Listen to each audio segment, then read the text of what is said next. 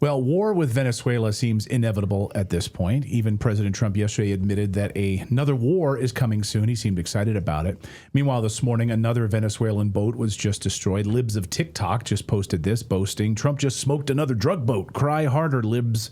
This is exactly what I voted for. Did you vote for indiscriminate killing of people in a foreign country with no proof other than what the trust me bro intel agencies are telling you? Okay. Senator Rand Paul is not buying this bullshit. He says, by the way, they don't even make fentanyl, and we're falling for it. Watch. We have dangerous people in a lot of American cities, but we just don't go in and shoot them.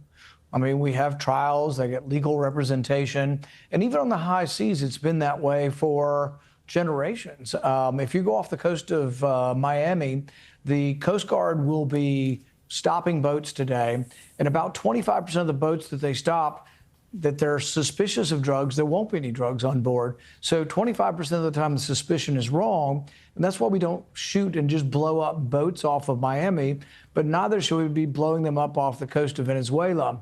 Number one, there is no fentanyl made in Venezuela. Not just a little bit, there's none being made in Venezuela. These are outboard boats that, in order for them to get to Miami, would have to stop and refuel 20 times. They're in all likely going to Trinidad and Tobago, which is an island right off of the coast of Venezuela. So there's a lot of reasons to be worried about this. But number one is the broader principle of when can you kill people indiscriminately? When you're at war. That's why when we declare war, it's supposed to be done by Congress. It's supposed to be thoughtful. It's supposed to be debated. And we're not supposed to do it willy-nilly. And then when you have war, you just kill people in the war zone. And even then there are rules of engagement. But interdicting drugs has always been a criminal activity and a criminal anti-crime sort of activity where we don't just summarily execute people. We actually present evidence and convict them. Colonel Douglas Macgregor joins us again here on the show to talk about this. Colonel, I know I saw you the other day saying that they're making very little drugs at all. And why aren't we focused on Colombia, Honduras, Mexico, other places in the world, far more of a threat to the United States? It sounds like, Colonel, they really are manufacturing consent for war, and all of these like conservative influencer accounts are falling for it. Well, everything that Senator Paul said is obviously true, and since 1965 has been consistently ignored. This looks a lot like the run-up to Vietnam, only in some ways worse. There's no clear, unambiguous mission in the sense of you are going to employ military power. What is the purpose? It's not clear. Stop drug manufacturing, illicit drug trafficking, human trafficking. It's unclear what we're actually trying to do in Venezuela. Now, we do have a president in waiting, I guess, in the form of this woman, Machado, who is periodically appealing on television to people to support us, I guess. She's certainly unwilling to condemn what we're doing at sea. But the bottom line is it's not clear. We're going to go down there and punish these people for the drug business. That's not a mission for the military. What happens when you go in? What is this going to look like when we're through? This looks like another Vietnam episode. Our goal is to get the army into Vietnam.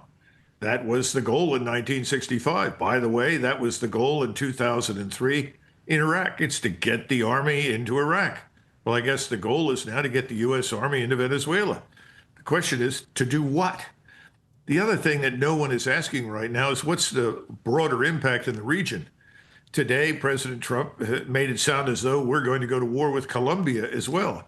And Colombia and Ecuador are prime producers of cocaine, heroin, and these other things. We know that. But the bottom line does going down to this part of the world, is this going to solve our drug problem inside the United States? And what are the repercussions? What are the drug cartels going to do in Mexico, which is an organized crime state? Aren't they going to be allied with the Venezuelans and the people in Colombia? What's the rest of Latin America likely to do? I mean, we're not very popular in Latin America anyway. And wherever we go, we're never usually liked or welcomed. We're going to go in there and kill a lot of people, and we're going to become a rallying point for everybody in Latin America that wants to kill Americans. I just don't see any point to it. But perhaps President Trump thinks that this is payback for Venezuela's role in the software, Dominion software or something during his failed reelection in 2020. I don't know. But I don't see any tangible, concrete, strategic interest that justifies war with Venezuela or anybody else down there. I think we should have 50, 60,000 troops on the border with Mexico. That's for damn sure.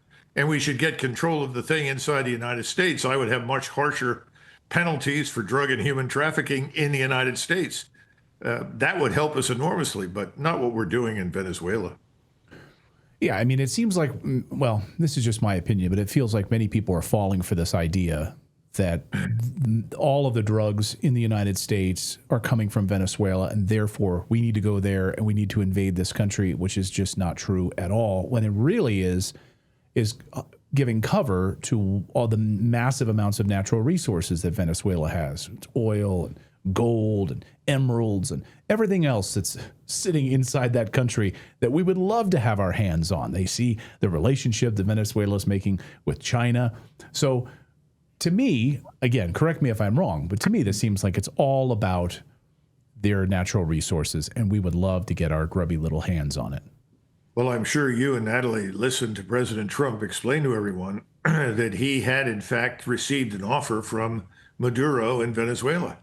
And Maduro, apparently, in his words, had offered him everything. In other words, a stake in the oil and gas industries. Effectively, Trump insisted pretty much anything that President Trump wanted. Well, why not take the deal? What's wrong with that? Do you want to administer Venezuela? 27 million people, a place the size of Germany and France combined. This is a disaster waiting to happen. You want to go down there and administer the place, replace the police, the military?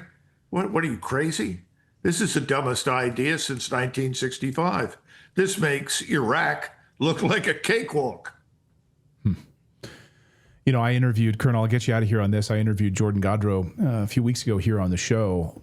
Pretty eye-opening interview. He was really hung out to dry by the Trump administration. Mike Pence specifically, Mike Pompeo specifically. He was brought into the White House, given the task of leading a regime change during the first Trump administration.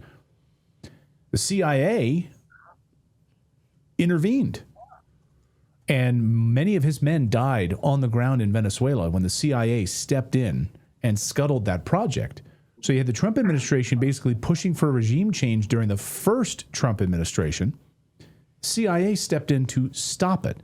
Anyway, what do you make of that and the CIA's involvement here? Well, I think in President Trump's mind, he's determined to avoid a Bay of Pigs scenario.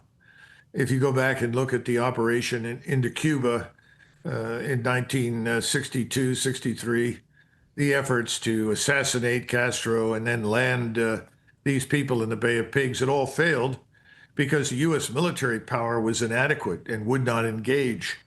I think in his mind, he is saying, this is going to work because I'm going to commit enough military power to make it successful. Well, Cuba is relatively small and minuscule compared to Venezuela. This is a huge place. It has 1,380 miles of border with Colombia, 1,380 miles of border with Brazil. You've got hundreds of thousands of paramilitary forces in Brazil and Colombia and probably Ecuador, all of which would eagerly crowd into Venezuela to fight us. And Venezuela is unmanageable from our standpoint. We don't have enough troops to put into the place to gain control of it. But he's not thinking in those terms. I think he's listening to people say, oh, this will be easy. These people won't fight hard. They don't like Maduro. Well, they may not like Maduro, but these people are proud of their country. They're proud of Venezuelan independence, and they will fight us. Question is, why do we want to fight them, especially if the man in charge has said, I'll do a deal with you? There's something more going on here with President Trump because normally he's very happy to take a deal, and he refused it. Yeah, something fishy is going on here. Colonel, always great to see you. I encourage our viewers to go over visit his website, The National Conversation. Check it out, nationalconversation.org. Learn more about the Colonel and any upcoming events he had. I know you had a fantastic one in Dallas, Texas recently. big success down there. Colonel, great to see you as always. I know you got to run, so thank you for stepping in. Great to talk with you. Thank you. Bye-bye.